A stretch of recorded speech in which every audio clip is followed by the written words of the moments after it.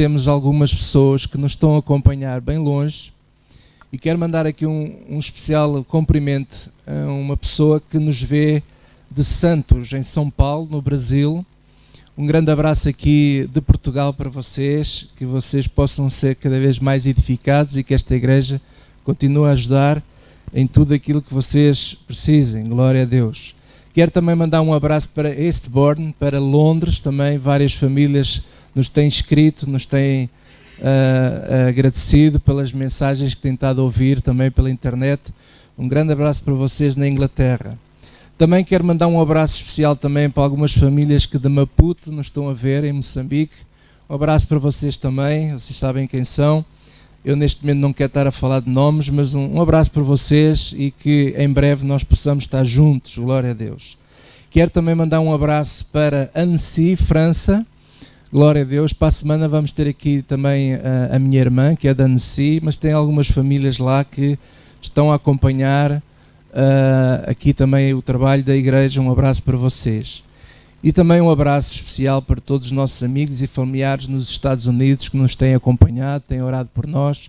Um abraço para vocês todos e todos aqueles que também, um pouco por todo Portugal, nos têm acompanhado. Os nossos vídeos no YouTube estão a ter mais visualizações. Destes últimos meses, triplicou-se o número de visualizações no YouTube. Então significa que as pessoas estão a ver e ouvir a palavra de Deus, e isso também é positivo, e que as pessoas possam ser também edificadas com a palavra de Deus que temos estado a ensinar. Glória a Deus por isso, amém? Quero também hoje aqui terminar os meus cumprimentos dos irmãos que fazem anos, aniversariantes. A Sara Correia, que está no Algarve, que é a filha do casal que vive em Faro. Creio que para a semana eles estarão aí, então para a semana irei dar o presentinho à Sara. E temos hoje a irmã Luísa Varela, que fez anos, um presentinho para ela. Este mês muita gente fez anos, alguns já fizeram, outros vão fazer. Muitos parabéns. Só tenho que dizer onde é que é o local para nós todos nos reunirmos, está bem? Muitos parabéns, uma salva de palmas a ela também. Glória a Deus. Sim, senhora. E pronto, e agora vamos então... quero-te dizer, isto é importante, este anúncio, para a semana, dia 28, vai ser então o primeiro domingo de verão, que é um projeto que vamos dar o pontapé de saída este ano. Todos os anos pretendemos, essa é a intenção, de termos sempre este evento, Domingos de Verão Lighthouse. São 3 domingos, 3 seminários. Este ano nós vamos começar já para a semana que vem, o próximo dia 28 de julho. De manhã temos aqui às 10h30 reunião normal, como estamos a ter hoje, e depois à tarde, às 5 da tarde, começamos então um seminário, e este seminário é muito importante. Vamos dar o pontapé de saída, e o título deste seminário é O Evangelho Irresistível. É a parte 1, depois em agosto, dia 25 de agosto, teremos a parte 2, e dia 29 de setembro teremos então a parte número 3 deste seminário.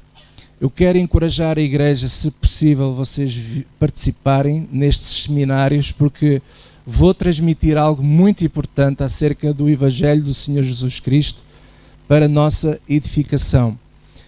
Quero dizer a vocês que os irmãos que quiserem depois ir a casa são livres de ir e depois voltar, como é óbvio. Se quiserem trazer comida de casa, nós vamos montar umas mesas aqui, vocês podemos almoçar todos juntos no próximo domingo.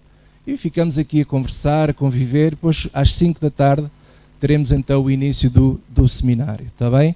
Nós iremos gravar esse seminário, mas esse seminário não será colocado no YouTube, apenas será colocado numa página específica do nosso site para os irmãos que queiram estudar. Eu não vou tornar, digamos assim, essa parte muito pública, porque é assim, preparar estes seminários, irmãos, dá muito trabalho. E se as pessoas querem mesmo comer comida boa, não podem também, digamos assim, relaxar. Isto tal. Não, isto é uma coisa séria, e quero dizer a vocês que eu estou desejoso de ensinar este seminário, porque eu acredito de todo o meu coração que vai fazer toda a diferença para a nossa igreja e para as nossas vidas também, ok? Muito bem, vamos então à palavra de Deus. Quem é que trouxe Bíblia então? Quem não trouxe vai pagar uma multa, daquelas pesadas. Glória a Deus, levanta a sua Bíblia. Diga assim comigo, esta é a minha Bíblia. Eu sou o que a Bíblia diz que eu sou. Sou um filho de Deus, um mais que vencedor. Amém.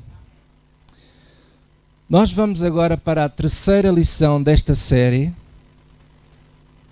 cujo título é O Melhor Projeto de Vida de Todos. Digam todos comigo, o melhor projeto de vida. Na primeira lição, começamos por definir qual é o melhor projeto de vida. E Jesus propôs a todos nós a melhor coisa, a melhor decisão que qualquer ser humano deve decidir, que é seguir a Jesus. Seguir a Jesus é o melhor projeto de vida de todos. Só que quem quer seguir a Jesus tem que estar preparado para várias coisas. Uma delas, nós vimos isso na primeira lição, temos de estar preparados para perder algumas amizades. É possível que quem decide seguir a Jesus vá perder certas amizades. Por isso é que Jesus disse que ele vinha trazer a espada de visão, porque há pessoas que não vão aguentar a tua decisão de seguir a Jesus. É demais para eles. Eles acham isso muito estranho. Então é possível que quem segue a Jesus perca algumas amizades. E não só perde amizades, mas perde também benefícios. Eu conheço casos, por exemplo, de pessoas que quando decidiram seguir a Jesus, pessoas da família abandonaram literalmente essa pessoa, e há casos até que pessoas perderam a herança, foram deserdados. Eu conheço casos assim. Então é possível que quem toma a decisão de seguir a Jesus venha a perder bens, venha a perder até posição na vida. E isso é uma das coisas que Jesus nos alertou, é até mesmo perder a própria vida. Nós hoje temos a graça de Deus de viver num país que até agora, graças a Deus, há liberdade para pregar o Evangelho. Mas há muitos irmãos nossos, cristãos, em outras partes do mundo, que literalmente são perseguidos e perdem a própria vida. São mortos por causa da fé deles. Então Jesus nos advertiu disso. E você pergunta assim, mas pastor, isso é que é o melhor projeto de todos? É porque o projeto de Jesus tem como fim a vida eterna. Quem quiser salvar a sua vida, perdê-la. Mas quem perder a sua vida por amor a mim, disse Jesus, ganhá-la. Então, meus amados, a vida aqui é apenas 2 dias, isto passa muito rápido. A grande questão é aonde nós vamos passar a eternidade. Isso é que é o mais importante. Então, seguir a Jesus é o melhor projeto de vida. Mas não fica por aqui, porque também Jesus disse que quem perder pai, mãe, campos, por amor de mim e do Evangelho, também esse receberá 100 vezes mais. Então temos aqui uma boa notícia. Por um lado podemos perder pessoas, podemos perder amizades, mas por outro lado também nós vamos ganhar novas amizades, novas pessoas, novas famílias, novos amigos. Aleluia! Novos bens, porque Deus promete cuidar de nós, Ele promete suprir todas as nossas necessidades. Glória a Deus. Posso ouvir um amém? Na segunda lição, nós vimos que uma das maneiras de nós seguirmos a Jesus é obedecer a princípios imutáveis. E o princípio que nós falamos na semana passada foi sobre o amor.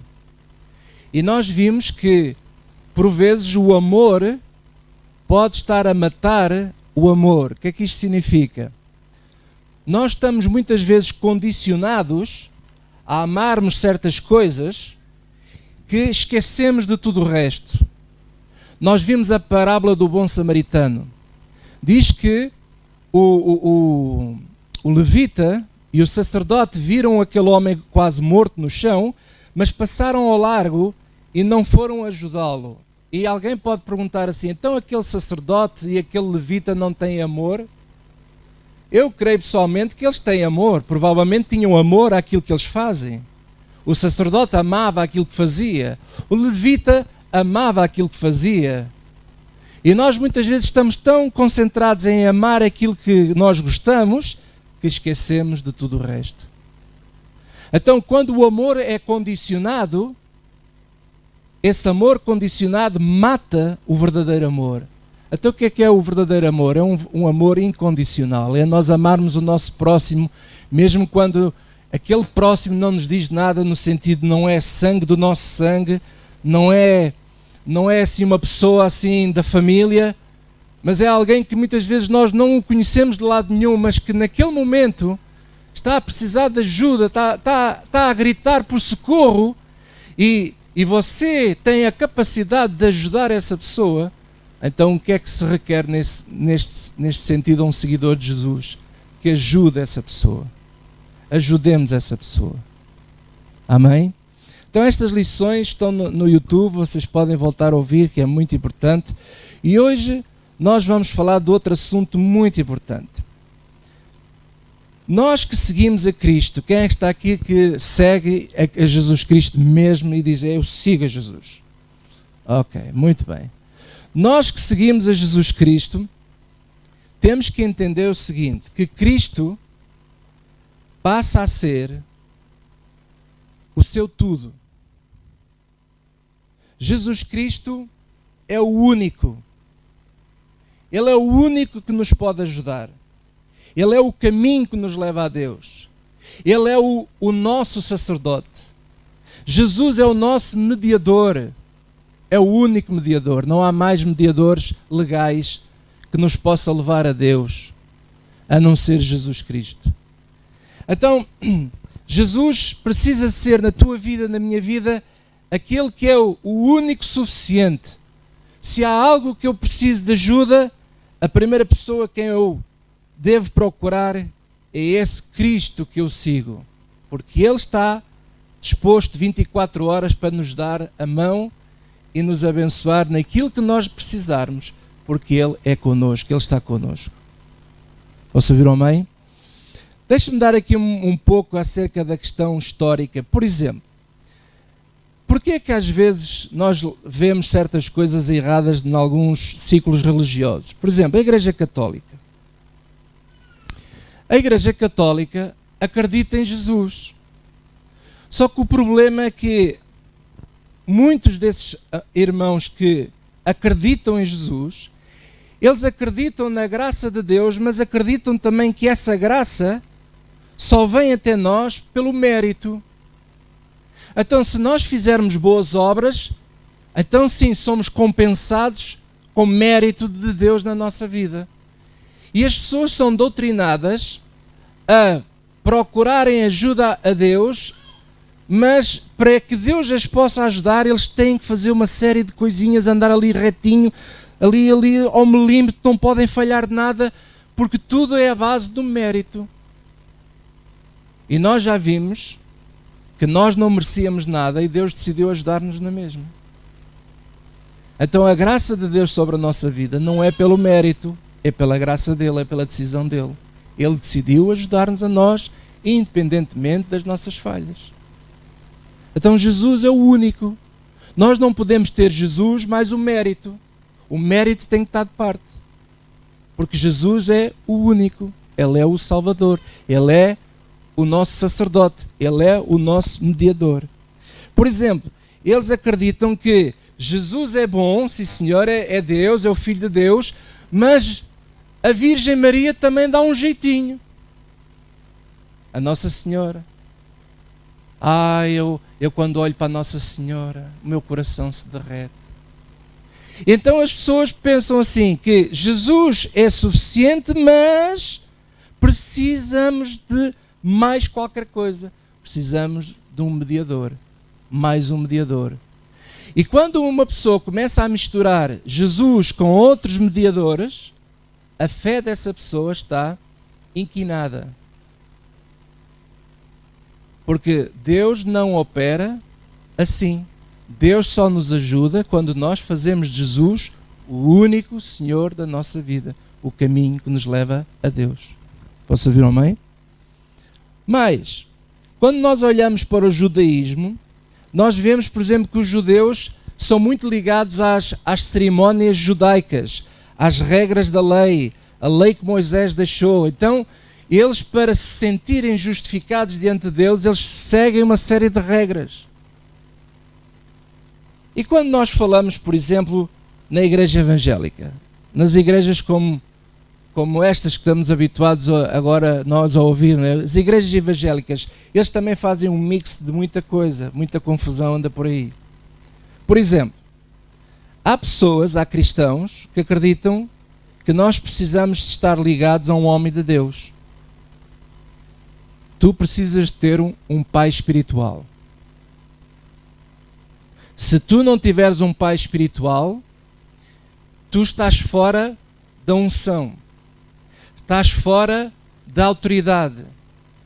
Tu precisas de ter alguém sobre a tua vida e que, se possível, melhor até um apóstolo, porque o pastor já tem uma unção mais fraca, mas o apóstolo tem uma unção mais forte. Então as pessoas acreditam que o título da pessoa, o título desse ministro de Deus, ele é importante, porque isso é que vai definir se a igreja é forte na unção ou fraca, se a igreja é abençoada ou não é abençoada. E então há pessoas que acreditam nisso de uma maneira absolutamente incrível. Porque a unção apostólica é superior às outras todas. Tens de ter um pai espiritual, alguém que tenha mais unção. Há pessoas que acreditam que quando oram, que Deus não as ouve. Então precisam que o pastor ore, porque o pastor tem mais unção. Porque o pastor, ele é mais ungido. Então, porque ele é mais ungido, então Deus o ouve, mas a mim ele não me ouve. E eu quero dizer uma coisa, irmãos, que esse pensamento é errado. Sabe porquê? Porque nós vamos ver aqui hoje pela palavra de Deus que todos nós, em Cristo, temos a unção do Santo. A unção de Jesus Cristo já está na tua vida e na minha vida. E tu e eu não precisamos mais de unção de nada. Nós só precisamos é de crer. Nós precisamos de crer que Jesus, ele é o único mediador. Depois tem outros pensamentos no meio das igrejas que é, por exemplo, para tu ficares liberto, tu precisas de ir a uma sessão de descarrego. Já ouviram falar desta expressão, sessão de descarrego? É para que a pessoa fique livre de demónios, fique descarregada dos demónios. E há pessoas que acreditam que as pessoas só podem ser libertas se nós chamarmos o nome dos demónios. Temos que falar o nome do demónio, porque se nós não chamarmos o nome do demónio e não o expulsarmos, a pessoa não fica liberta.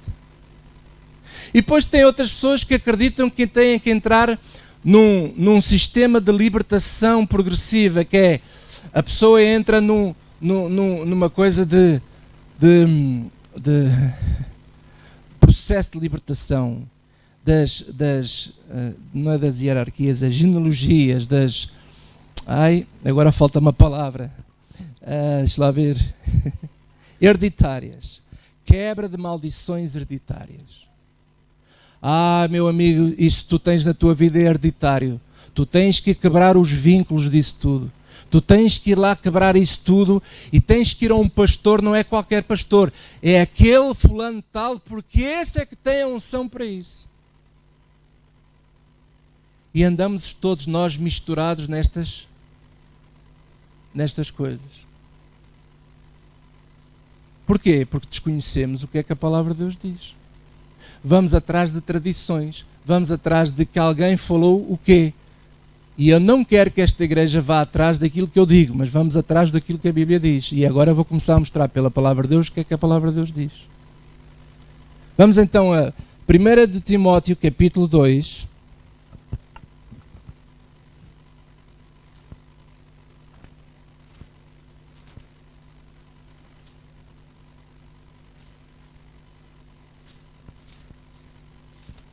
Primeira Timóteo capítulo 2, versículo 5.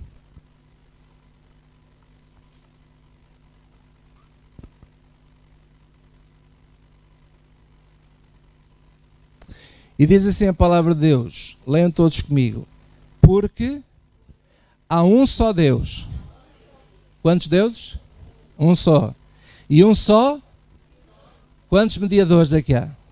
Um só. Entre Deus e os... Quem é? José Fidalgo. Não é isso, não dá aí... Então, é o apóstolo fulano tal. Então, quem é que é o único mediador entre Deus e os homens? Jesus Cristo. Depois diz assim, o qual se deu a si mesmo em preço de redenção por todos, para servir de testemunha a seu tempo. Para o que digo, a verdade em Cristo não minto. Fui constituído pregador e apóstolo e doutor dos gentios na fé e na verdade. O próprio apóstolo Paulo estava a dizer, eu fui constituído apóstolo, mas não é para eu ser mediador, porque só há um mediador. É Jesus. E depois diz assim, versículo 8, quero, pois, que os homens orem em todo lugar, levantando mãos santas, sem ira nem contenda. Irmãos, alguém pode dizer assim, pastor, então nós não devemos orar pelas pessoas? O apóstolo Paulo está aqui a dizer que ele deseja que todos nós oremos pelos homens. Então isso não é ser mediador? Não, nós vamos ver o seguinte, hoje pela palavra de Deus, o seguinte. Jesus Cristo é o único mediador. E sabe o que é que nós somos? Reconciliadores. Ser reconciliador não é ser mediador. É uma pequena diferença. Veja aí no instante em 2 de Coríntios capítulo 5.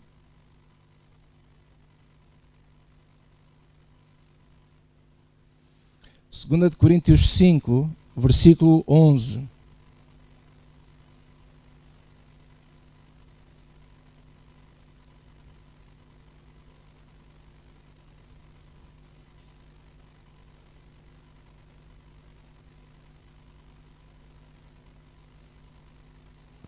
Segunda de Coríntios 5, versículo 11, diz assim: assim que, sabendo o temor que se deve ao Senhor, digam todos comigo, persuadimos os homens à fé. Digam comigo, persuadimos os homens à fé. Não fecha a Bíblia, olhe para mim. Paulo está a exortar-nos a que nós sejamos persuadores, isto é, insistentes, que nós possamos levar as pessoas à fé de Cristo. Esse trabalho é um trabalho de quem ele mais à frente chama de um embaixador de Cristo, é o trabalho de um reconciliador. Olha aqui a partir do versículo 18 diz assim: e tudo isto provém de Deus, que nos reconciliou consigo mesmo por Jesus Cristo e nos deu, digam todos comigo, o ministério da reconciliação. Agora leio eu, diz assim, isto é, Deus estava em Cristo reconciliando consigo o mundo, não lhes imputando os seus pecados, e pôs em nós a palavra da reconciliação, de sorte que somos embaixadores da parte de Cristo, como se de Deus por nós rogasse. Rogamos, pois, da parte de Cristo, que vos reconcilieis com Deus. Aquele que não conheceu o pecado, o fez pecado por nós, para que nele fôssemos feitos justiça de Deus. Então, nós, como cristãos, como pessoas de fé, somos exortados pela palavra de Deus para sermos reconciliadores de pessoas a Deus.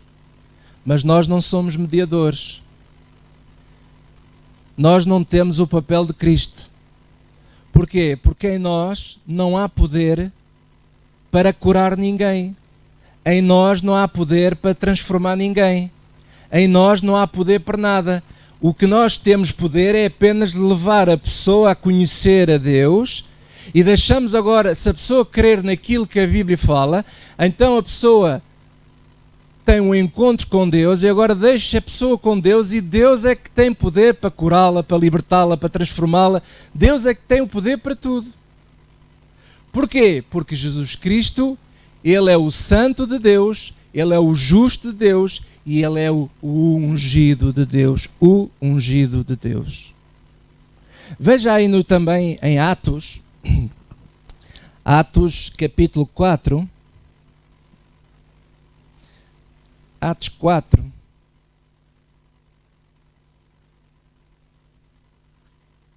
versículo 26. Eu creio que alguns já conhecem esta passagem, que eu há uns tempos atrás falei dela, mas é sempre bom nós voltarmos a ler. Diz assim: levantaram-se, pois, os reis da terra e os príncipes se juntaram a uma, agora digam todos comigo, contra o Senhor e contra o seu ungido. Então quem é que é o ungido? É Cristo. Cristo é o ungido do Senhor. E nós que estamos em Cristo, temos a mesma unção que Cristo tem. A igreja é considerada como o corpo de Cristo. E Cristo é o cabeça. Então olhem para o meu corpo. Imagine, estamos todos aqui. Isto é o corpo de Cristo. Então, se o corpo de Cristo é o ungido, nós que estamos nesse corpo, estamos ungidos também. Temos a mesma qualidade, a mesma unção que Cristo tem. A nós somos ungidos porque Ele é o ungido. Nós somos santos porque Ele é o santo. Aleluia. Então nós não precisamos de nenhum sacerdote, de nenhum pastor, para cuidar, digamos assim, ou ungir a nossa vida, ou Ele ser aquele que vai resolver os problemas da nossa vida. Se há alguém que tem poder para resolver os problemas da tua vida, não é o pastor Fidalgo. Então quem é? É Jesus Cristo. Jesus é que tem poder para resolver os problemas da nossa vida. Glória a Deus. E nosso papel é reconciliar, é apresentar Cristo às pessoas para que elas possam ter essa bênção de Jesus na vida delas. Veja aí também em 1 de João capítulo 2. 1 de João 2.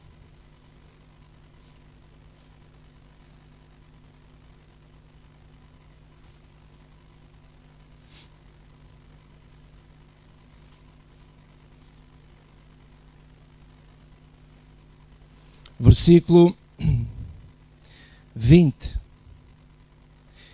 E diz assim: e vós tendes a unção do santo. Nós temos o quê? A unção de quem? Do santo. Está-se a referir a Cristo. E sabeis tudo. Não vos escrevi porque não soubeis a verdade, mas porque soubesseis a verdade, mas porque sabeis e porque nenhuma mentira vem da verdade. Quem é o mentiroso senão aquele que nega que Jesus é o Cristo? E o anticristo neste mesmo que nega o Pai e o Filho.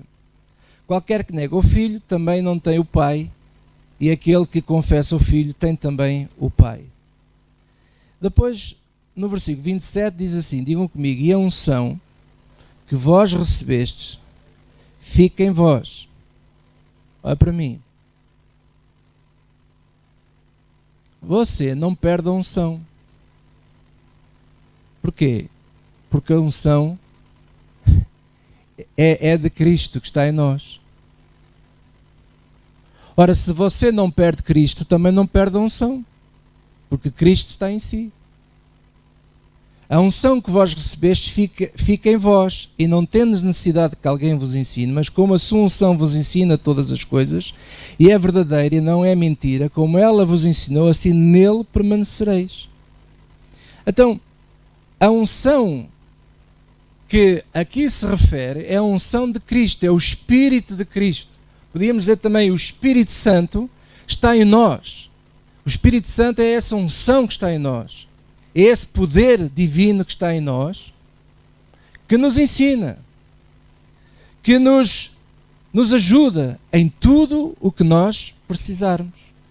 Posso ouvir um amém? E agora vamos abrir em Hebreus, capítulo 7.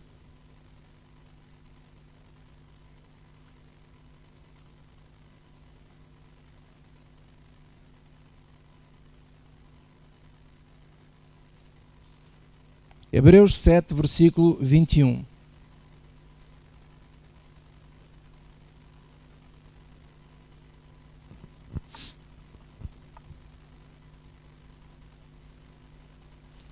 E diz assim: mas este, com juramento, por aquele que lhe disse, jurou o Senhor e não se arrependerá. Tu és sacerdote eternamente, segundo a ordem de Melquisedeque. Ele está-se a referir a quem? A Jesus. Jesus é sacerdote eternamente. De tanto melhor concerto, Jesus foi feito fiador. E na verdade, aqueles que foram feitos sacerdotes em grande número, referindo-se ao passado, porque pela morte foram impedidos de permanecer, mas este, referindo-se a Cristo, porque permanece eternamente, tem um sacerdócio perpétuo. Quem é o nosso pastor para sempre? É Jesus. Versículo 25. Portanto, pode também salvar perfeitamente os que por ele se chegam a Deus. Lá está, Jesus é o mediador. Por ele se chegam a Deus. Vivendo sempre para interceder por eles. Mais uma vez aqui reforçando o que eu já falei aqui nesta igreja. Jesus intercede por nós. Ele é o nosso intercessor. Glória a Deus. E eu pergunto, você quer um melhor intercessor que este? Você acha que eu, José Fidalgo, sou o melhor intercessor que Jesus? Falem comigo. Jesus é melhor que eu. Ele é superior. E ele é eterno, não muda. Depois continua o versículo 26. Porque nos convinha tal sumo sacerdote, santo, inocente, imaculado, separado dos pecadores e feito mais sublime do que os céus, que não necessitasse, como os sumos sacerdotes, de oferecer cada dia sacrifícios, primeiramente pelos seus próprios pecados e depois pelos do povo. Porque isto fez ele uma vez, oferecendo-se a si mesmo. Porque a lei constitui sumos sacerdotes a homens fracos, mas a palavra do juramento que veio depois da lei constitui ao Filho perfeito para sempre. Jesus é perfeito para sempre. Irmãos, eu quero dizer uma coisa a vocês muito importante. Todos os pastores, sacerdotes, profetas, todos os apóstolos, nós somos humanos. Na verdade, nós perdemos a validade de sermos mediadores. Na antiga aliança, os sacerdotes faziam esse trabalho, conforme aqui Hebreus fala. Mas isso já foi para trás. Já não tem mais validade. A validade hoje é Cristo. Então, não é o Padre que vai nos mediar entre nós e Deus. Não é a Fátima que faz mediação. Não é o apóstolo fulano tal, o profeta ungido. Não, nada disso. Quem faz a mediação entre nós e Deus é aquele que é perfeito para sempre, que é Jesus Cristo. Aquele que é o sacerdote eternamente. Isto é claro, irmãos. Porquê é que eu estou a dizer isto?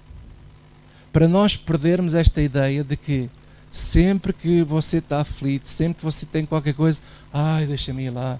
Ou então você está numa batalha qualquer de fé, de luta, e você pensa assim, alguém diz assim, sabe uma coisa, vem aí um profeta não sei de onde, vai haver uma campanha não sei aonde, ele tem uma unção, cada vez que ele ora, e as pessoas vão atrás dessas coisas e tiram o foco de Cristo. O nosso foco é Cristo.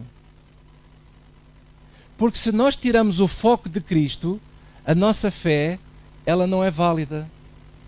Porque a validade está em Cristo. Cada vez que você mistura a sua fé com outra coisa qualquer, perdeu a validade. Perdeu a validade. Amém? Agora vamos ver a questão de a quebra de maldições e sessões regressivas. Por exemplo, há pessoas que chegam a entrar em sessões de andar a procurar pecados que cometeram ou que a família cometeu lá atrás, no passado, porque se nós soubermos que pecado é que foi, então vamos quebrar esse pecado e então a pessoa é liberta. Amados, eu sinceramente há muita coisa que eu fiz no passado que eu já não me lembro. Eu pergunto, você lembra-se? Agora imagina o que é nós entrarmos aqui todos numa sessão regressiva. Parece quase hipnotismo. Agora vamos entrar aqui a ver se encontramos alguma coisa lá atrás, no passado. Aleluia!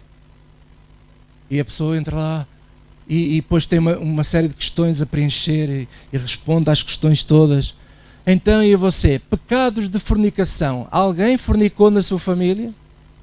Pecados não sei de quê. Alguém prostituiu-se na sua família? Alguém... E as pessoas ficam a matutar nisto, quando o próprio Deus diz que quando decidiu perdoar-nos, Ele nem se lembra mais dos nossos pecados. E nós queremos nos lembrar. Quer dizer, Deus pôs um ponto final, mas nós estamos sempre a ressuscitar a coisa. E quem entra nisso, na verdade não tem fé. Isso não é fé, isso é fé falsa. Isso é uma fé, como eu disse no outro dia, é fé de contrafação. Estou aqui a olhar para os ténis do... Ai, agora esqueci. Do André. Adidas. Compraste na feira? Mas muitas vezes nós vamos à feira e vemos lá ténis Adidas, mas não são Adidas.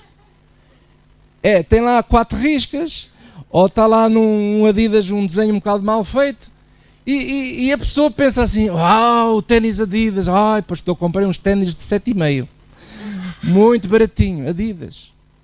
Foste, mas é enganado. E há muita contrafação de fé. Há muitas pessoas que pensam que têm fé, mas é contrafação. Tudo o que você tem misturado com Cristo virou contrafação. Porque, por exemplo, a Adidas não se mistura com outra marca qualquer. Adidas é Adidas. Os irmãos estão a entender? Cristo é Cristo. Cristo é o perfeito. Cristo é o santo. Cristo é o justo. Cristo é o ungido. Cristo é tudo na nossa vida. Glória a Deus. Aleluia. Ele é tudo. Agora, se você, para chegar a Deus, precisa da oração do apóstolo, precisa lá de um jeitinho. Olha, no outro dia, acho que foi a irmã Amélia pôs um vídeo muito engraçado no Facebook, eu ontem fartei-me de rir. Que é, não tem mal nenhum, era um sacerdote, não é, um padre, com um balde de água a tirar água para todos os... água benta. E a malta toda a rir-se e a mandava água. As pessoas ficavam todas molhadas. E eu fiquei a pensar assim, eu já vi isto em algum lado. Eu já vi isto em algum lado e não foi na igreja católica. Não, mas eu vi numa outra igreja. E até já vai com a mangueira e tudo. Já só falta pôr um jato. E a malta vai para lá. E eu assim, mas o que é isto? E depois se a pessoa não vai com o azeite, vai com o óleo o óleo fula. Se não é com o óleo fula, é com água. Se não é com água, é com vinho. Se não é com vinho, Eu digo assim, este pessoal todos os dias está a inventar qualquer coisa. Nós não vemos aqui Jesus a dizer assim, olha, Jesus é o perfeito, Ele é o mediador, e já agora junta um bocadinho de água também. Jesus não fala isso. Mas é superstição. Nós somos, por natureza, supersticiosos. Nós vivemos numa cultura, numa tradição, em que muitas vezes herdamos da Igreja Católica. Eu tenho que dizer isto porque nós temos que ser específicos. Herdamos porquê? Herdamos porque é o que a Bíblia diz, mas também é a tradição. É o que a Bíblia diz, mas também é a festazinha lá do São Pedro, do São isto. É o que a Bíblia diz, mas também é os andores lá em cima dos ombros. E as pessoas andam enganadas. Isso é contrafação de fé. Isso é contrafação de fé, porque essa fé não é válida. Mas a gente ri-se dessas pessoas, mas dentro das igrejas também pentecostais, dentro das igrejas evangélicas, dentro das igrejas estilo como a nossa, muitas vezes nós estamos tal e qual que nem os católicos. É a Bíblia, mas também é o pastor, é o apóstolo, porque a unção dele é muito poderosa. Eu recentemente ouvi alguém que decidiu se tornar apóstolo, assim do nada, de um dia para o outro, assim, já não sou mais pastor, sou apóstolo. Porque ele vai justificar-se diante das pessoas que ser apóstolo é muito melhor que ser pastor, porque a unção é muito mais poderosa.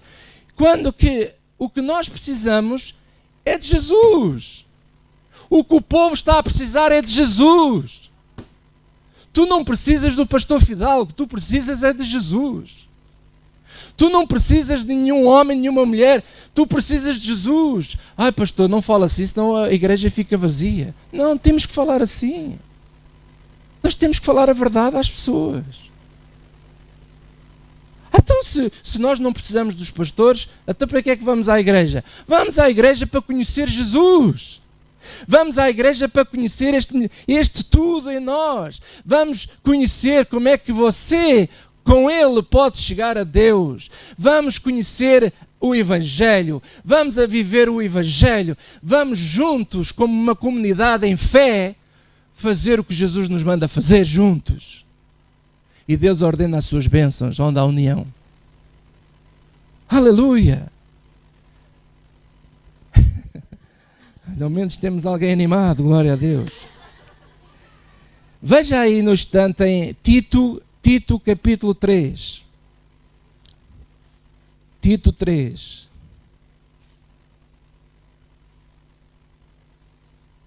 Há pessoas que não fazem nada na vida sem consultar o sacerdote. Há pessoas que não dão um passo. Têm medo de perder a salvação, têm medo de perder não sei o quê. Irmãos, a gente não pode é perder Jesus. Tito. O Tito é antes de Hebreus. Depois de 2 Timóteo. Aliás, é antes de Filemão. Tito, capítulo 2. Aliás, capítulo 3, versículo 9.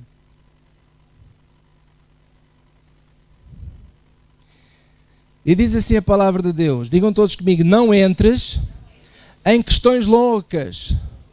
Em questões quê? Loucas. Olha, agora vamos ver que questões são essas. Digam comigo, genealogias. O que é genealogia? É estudar o passado. É estudar a linha familiar. É a pessoa querer regredir e ver, deixa-me lá ver lá atrás quem é que é a pessoa que é a causa dos meus problemas de hoje.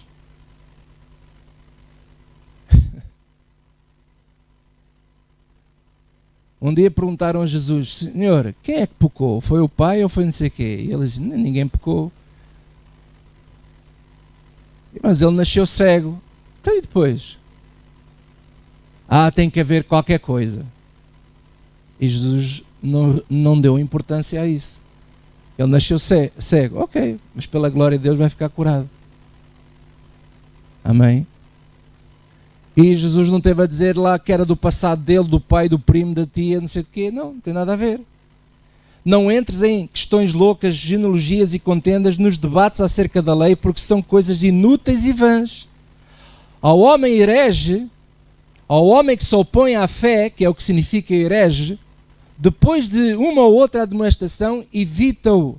Isto é, quando diz aqui evita, não está a dizer para cortar tudo, não é isso, é nós não andarmos com discussões com pessoas. Há pessoas que por mais que você fale, eles não entendem. Então não vale a pena continuar a falar daquele assunto. Senão você vai andar sempre em guerra. Os irmãos estão a entender? Então evita essas questões loucas, evita conversas loucas que não dão fruto nenhum, principalmente conversas dessas de maldições hereditárias, genealogias, quem foi a tua prima, quem é que pecou mais, quem não pecou, até se há pecados de sexo, de índole sexual, se não há, se alguém não sei o quê, meu amado, esqueça isso. Sabe porquê? Porque agora vou-vos dar a grande notícia final. Hebreus 9. Hebreus 9, versículo 11.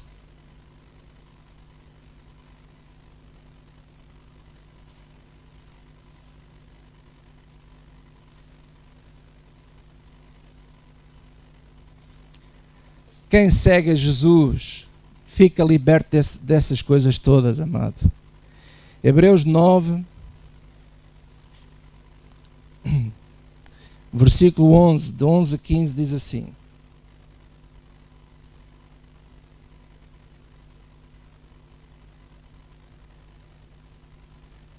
Mas vindo Cristo, o sumo sacerdote dos bens futuros, por um maior e mais perfeito tabernáculo, não feito por mãos, isto é, da mesma criação, nem por sangue de bodes e bezerros, mas pelo seu próprio sangue, entrou uma vez no santuário e havendo efetuado uma eterna redenção. Uau!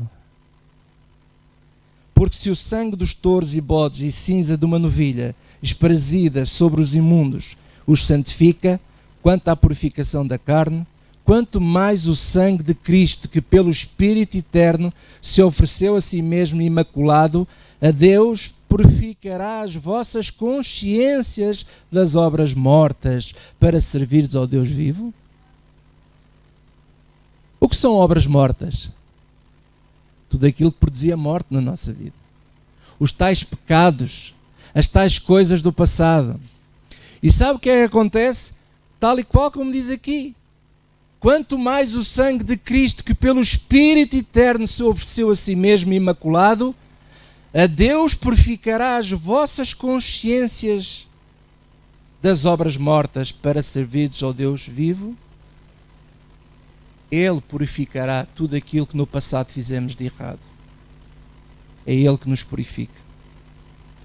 E diz versículo 15, e por isso é mediador de um novo testamento, para que, intervindo a morte para a remissão das transgressões que havia debaixo do primeiro testamento, os chamados receberam a promessa da herança eterna. Porque onde há testemunho, necessário é que intervenha, onde há testamento, necessário é que intervenha a morte do testador. Porque um testamento tem força quando houve morte, ou terá ele algum valor enquanto o testador vive? Pelo que também o primeiro não foi consagrado sem sangue. Porque havendo Moisés anunciado a todo o povo todos os mandamentos segundo a lei, tomou o sangue dos bezerros e dos bodes com água, lã, púrpura e ensopo, e aspergiu todo o mesmo livro para todo o povo, dizendo, este é o sangue do testamento que Deus nos tem mandado. E semelhantemente aspergiu com sangue o tabernáculo a todos os vasos do ministério. E quase todas as coisas segundo a lei se purificam com sangue. E sem derramamento de sangue não há remissão. De sorte que era bem necessário que as figuras das coisas que estão no céu assim se purificassem, mas as próprias coisas celestiais com sacrifícios melhores do que estes, porque Cristo não entrou num santuário feito por mãos, figura do verdadeiro, porém do mesmo céu, para agora comparecer por nós perante a face de Deus. Nem também para si mesmo se oferecer muitas vezes, como o sumo sacerdote cada ano entra no santuário com sangue alheio. De outra maneira necessário lhe fora padecer muitas vezes desde a fundação do mundo. Mas agora, na consumação dos séculos, uma vez se manifestou para aniquilar o pecado pelo sacrifício de si mesmo. Irmãos, olhe para mim. O teu pecado, o meu pecado, seja ele qual for, quer tu te lembres dele, quer não te lembres dele, está aniquilado. Está aniquilado. Deus te perdoou. Estás liberto dessa condenação. Porque os que estão em Cristo, já nenhuma condenação há para eles. Posso ouvir um amém?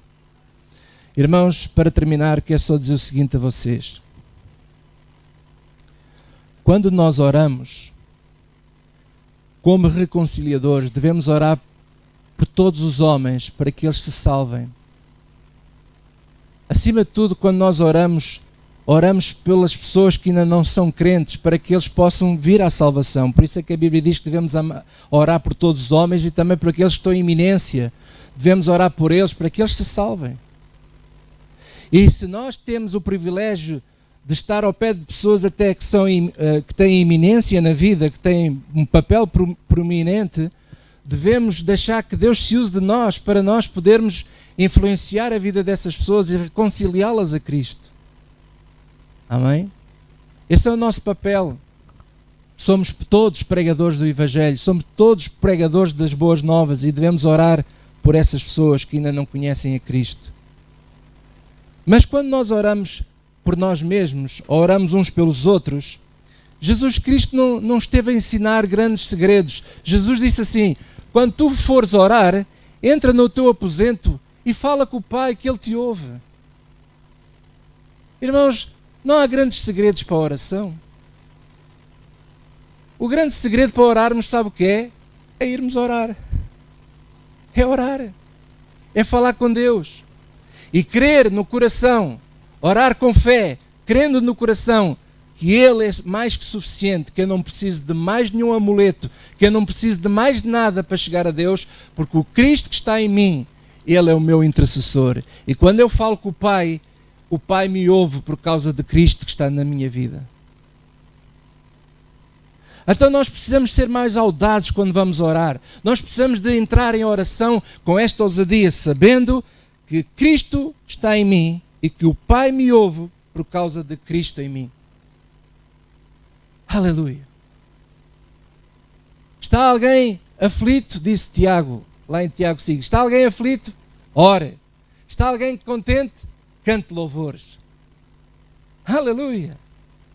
Ele não diz assim, está alguém aflito? Ore, mas primeiro tem que estudar 7 passos para ter uma oração bem sucedida. Não diz nada disso. Ai, pastor, mas sabe uma coisa? Não me leva a mal, mas quando o pastor ora, é diferente. Porquê que é diferente? É diferente porque nós estamos habituados a isto. É uma muleta que nós temos.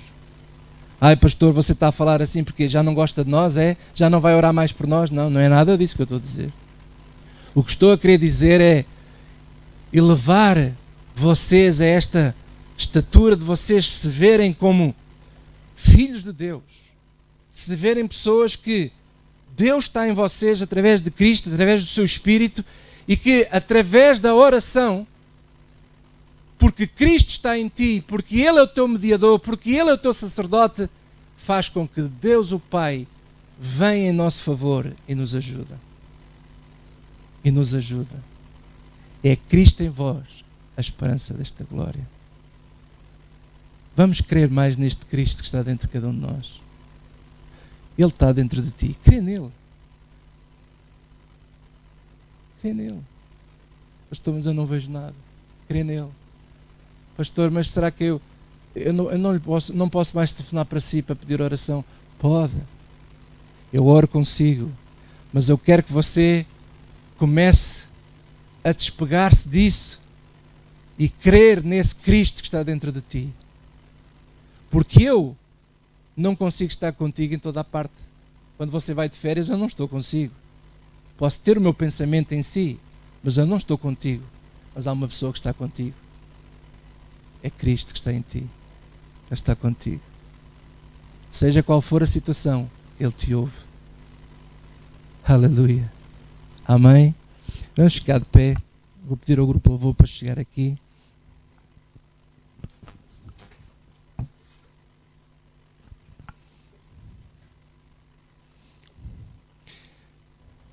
Eu quero ministrar o seguinte.